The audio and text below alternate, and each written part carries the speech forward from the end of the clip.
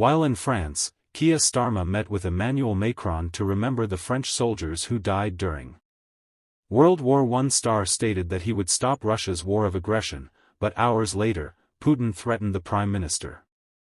We will go over all of the most recent news from across the nation in today's video, but first, please hit the like button, subscribe to the channel, and become a part of our rapidly expanding community. Just a brief note to let you know that we have fresh Stuck Farmer t-shirts in stock. You can get them right now at British.com or by clicking the link in the description. By deploying a Russian vessel near the channel, Vladimir Putin has threatened Britain. Hours after Sir Keir Starmer pledged to stop Russia's aggressive war armed with hypersonic Turan missiles, which can travel up to several times the speed of sound, Russia's most advanced frigate staged provocative war games in the English Channel. The drills were carried out by Admiral Galovo of Russia's Northern Fleet while the Prime Minister met with French President Emmanuel Macron in Paris to promise ongoing support for Ukraine. 11 days after leaving its Arctic base in Sra Mosque and passing via the Barents, the battleships are now present in the busy maritime channel.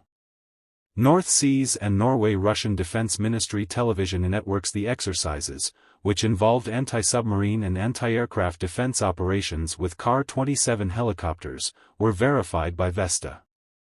With Admiral Galovo joining the fleet in December, the 443-foot frigate is one of 10 planned ships in Russia's Project 2235 series. Its Siren missiles can travel about 900 kilometers at hypersonic speeds, making them practically impossible to intercept with standard air defense systems. The 5,400-ton warship has a powerful arsenal. Along with its hypersonic capabilities, which include a 130 mm, 192, and Redoubt air defense missile system, it also has a Packet NK anti-submarine system and launchers for 16 Onyx or Caliber NK anti-IP missiles.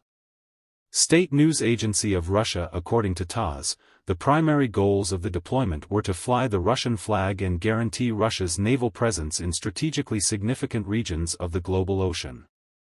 The Russian cruiser demonstrated its military prowess between England and France by conducting extended drills in the narrowest portion of the channel. The main command center of the frig's combat crews were trained to disperse hazardous targets under the challenging circumstances of heavy commerce in the strait. The defense of Russia. According to the ministry, following the channel exercises, there were anti-terrorist drills that involved defending against aerial and marine drones from a mock enemy force. After being transferred to Atlantic waters, Admiral Galovo continues its mission. During this first long-distance deployment, the vessel had already traveled 1,500 nautical miles and had carried out comparable exercises in the Barents. North Seas and Norway. The Russian naval demonstration took place at the same time as Starmer's historic trip to Paris, where he attended Armistice Day celebrations in France as the first UK premier since Winston Churchill in 1944. In order to honor the sacrifices made by French soldiers during World War I, Starmer and Macron gathered beneath the Arc de Triomphe and laid wreaths. Tell me what you thought of this in the comments section of another news article.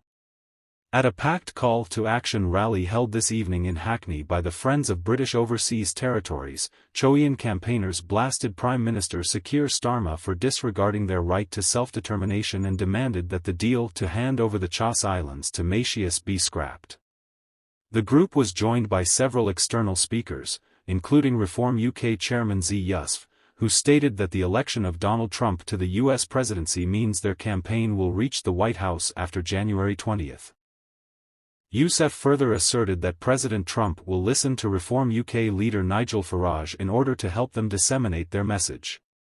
According to reports, Farage is pleading with Trump to step in regarding the UK's contentious transfer of the Chagos Islands before the 45th president returns to the White House in January. Speaking last week, Farage stated that he has discussed the Chagos problem and the concern that the Mauritian government is shifting farther to the left with those who are extremely close to him. Waltz, Mike, who was named Trump's new national security advisor, had previously expressed worry that the Chagos Islands would be given to Mauritius, saying, "I have no doubt that China will take advantage of the resulting vacuum should the UK cede control of the Chagos to Mauritius." Last month, After years of negotiations, Starmer oversaw the UK relinquishing sovereignty of the remote but strategically significant group of islands in the Indian Ocean. The deal includes the tropical island of Diego Garcia, but a US-UK military base will remain on Diego Garcia, which is a crucial component that allowed the deal to proceed. When defending the deal last month, Starmer stated that the most crucial thing was making sure we had a secure base. We've now secured the joint US-UK base, which is why you saw such kind words from the US yesterday. However, former Prime Minister Boris Johnson cautioned that the deal is a bad idea in hard geopolitical terms, adding that it's crazy. I urge you to get out your maps and atlases and look at the Charas Islands to see where they are and where Mauritius is. It's a long way off. Finally, a royal analyst claims that Meghan Markle and Prince Harry have been given a cause for concern, which stems from a string of poor decisions. Trump has also been critical of the two and has even discussed Harry's visa in the past. He claimed that the Sussex boss's bad behavior and poor decisions over the past year have been catching up with them, and that with Donald Trump's historic victory last week, there must have been some sleepless nights in Montecito. I'm not sure if Harry's visa will be Donald Trump's top priority, but it should definitely cause some anxiety in Montecito. The man who will be given the keys to the White House at his inauguration in January has already criticized the sexes, accusing them of betraying the late Queen. He told Nigel Farage that he was not a fan of Meghan Markle, saying "I wasn't from day one." Trump has previously indicated that he might look into the Duke's visa application because he did not disclose details of drug use, something he admitted to in his memoir. Harry has been used horribly, and I believe he will regret it someday. I believe it has damaged his relationship with his family and upset the Queen, who is attempting to do things that I believe are completely inappropriate when the couple announced they were leaving their royal duties to move to California. Trump expressed his thoughts on the subject when he said, "I am a great friend and admirer of the Queen and the United Kingdom." It was reported that Harry and Meghan, who left the kingdom, would die permanently in Canada. However, they have since left for the US, but the US will not pay for their security protection. Instead, they must pay.